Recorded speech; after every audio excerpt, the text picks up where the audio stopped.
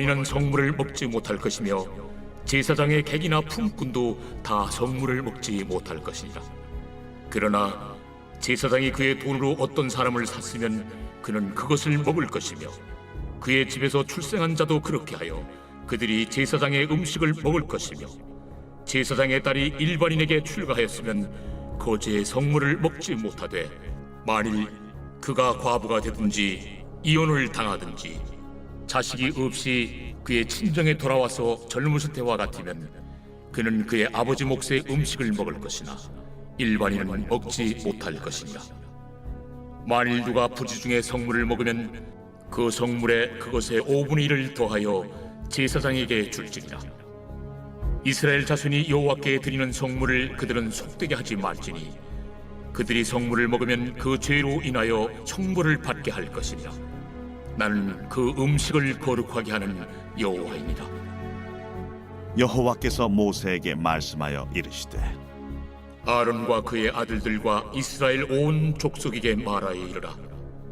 이스라엘 자손이나 그 중에 거류하는 자가 소원 제물이나 자원 제물로 번제와 더불어 여호와께 예물로 드리려거든 기쁘게 받으심이 되도록 소나 양이나 염소의 흠 없는 수국수로 드릴지니 흠 있는 것은 무엇이나 너희가 드리지 말 것은 그것이 기쁘게 받으심이 되지 못할 것입니다.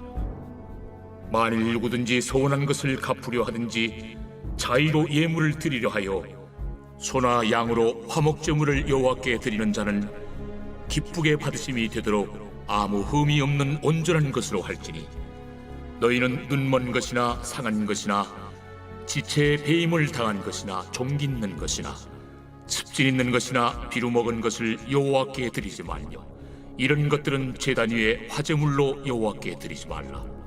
소나 양의 지체가 더하거나 덜하거나 한 것은 너희가 자원제물로는 쓰려니와 서원제물로 드리면 기쁘게 받으심이 되지 못하리라.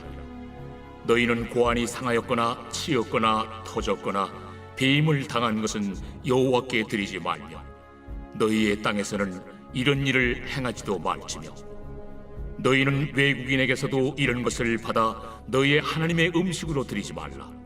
이는 결점이 있고 흠이 있는 것인즉 너희를 위하여 기쁘게 받으심이 되지 못할 것입니다. 여호와께서 모세에게 말씀하여 이르시되 숫소나 양이나 염소가 나거든 이래 동안 그것의 어미와 같이 있게 하라. 8째 날 이후로는 여호와께 화제로 예물을 드리면 기쁘게 받으심이 되리라. 암소나 암양을 막론하고 어미와 새끼를 같은 날에 잡지 말지니라. 너희가 여호와께 감사 제물을 드리려거든 너희가 기쁘게 받으심이 되도록 드릴지며 그 제물은 그날에 먹고 이튿날까지 두지 말라. 나는 여호와이니라. 너희는 내 계명을 지키며 행하라. 나는 여호와이니라. 너희는 내 성호를 속되게 하지 말라. 나는 이스라엘 자손 중에서 거룩하게 함을 받을 것이니라. 나는 너희를 거룩하게 하는 여호와요 너희의 하나님이 되려고 너희를 애굽 땅에서 인도하여 낸 자니 나는 여호와이니라.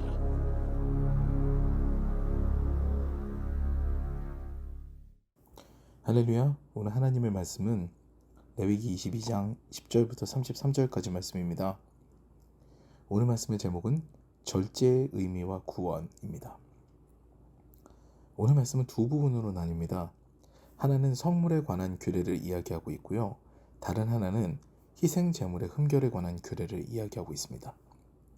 성물은 제사를 드릴 때 제물 중 제사장의 몫으로 지정된 것을 이야기합니다. 11조와 더불어서 하나님께서 정하신 제사장의 몫인 것이지요. 이 부분의 규례가 레위기에 사뭇 상세하게 기록된 것이 특징입니다. 왜 하나님께서는 제사장의 몫인 성물에 관한 규례를 상세하게 기록을 하셨을까요? 그 구획을 굉장히 구체적으로 기록을 하셨거든요. 근데 재미있는 것은 이 규례를 어긴 인물이 바로 이스라엘의 가장 위대한 왕인 다윗이었다는 것입니다. 다윗은 그의 가신들과 사울을 피해 도망할 때 높당에 있는 제사장 아히멜렉을 찾아갑니다.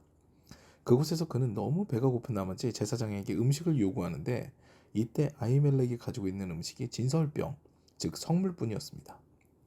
근데 오늘 율법을 보면요, 제사장 가문의 사람이 아니면 이 진설병을 취하는 것은 금지되어 있습니다. 그런데 제사장 아히멜렉은 다윗에게 성물을 권합니다. 우리는 이 상황을 고려해서 이 율법의 의미를 생각할 필요가 있는 거죠. 다시 말해서 성물의 법은요, 제사장의 권리를 이야기하는 것이 아닙니다.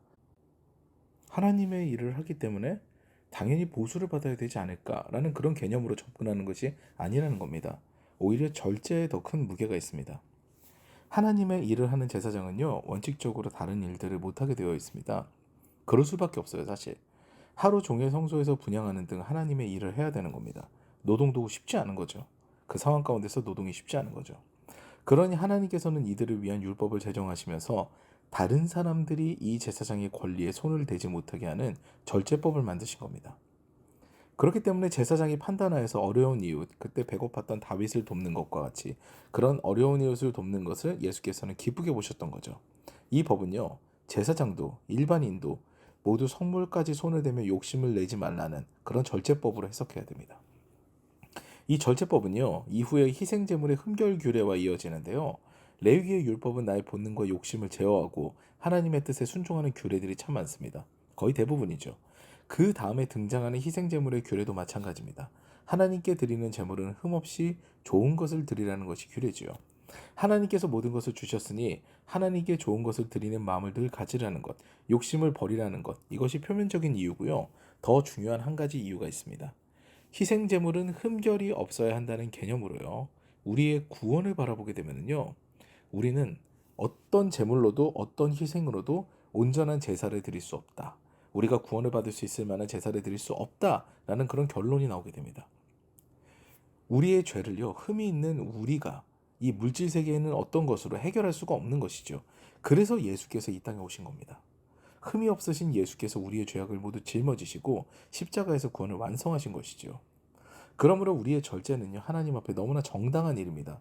우리가 한 것이 아무것도 없고 값없이 의롭다함을 얻고 생명을 얻되 풍성하게 얻는 결과를 갖게 되었기 때문에 우리는 하나님께서 주신 우리의 역할과 사명을 깨달아 그 일에 매진하며 욕심내지 않고 내 자리를 지키는 것이 우리의 인생을 살아가는 방법입니다. 사랑하는 여러분, 우리는 구원의 은혜를 값없이 누리는 자들입니다. 그러므로 우리가 하나님께서 정해주신 구획 안에서 우리의 삶을 살아가는 것은 상당히 합당한 일이 되는 것이죠. 욕심은 죄를 잉태하고 죄는 결국 사망에 이르게 하는 거거든요. 무엇보다 하나님께서 주신 은혜에 감사하며 그 은혜를 늘 찬양하며 사는 것이 행복한 삶의 지름길입니다. 오늘도 그와 같은 삶을 살아가시며 주님의 은혜 아래 복된 신앙의 하루 되시기를 주님의 이름으로 축원합니다.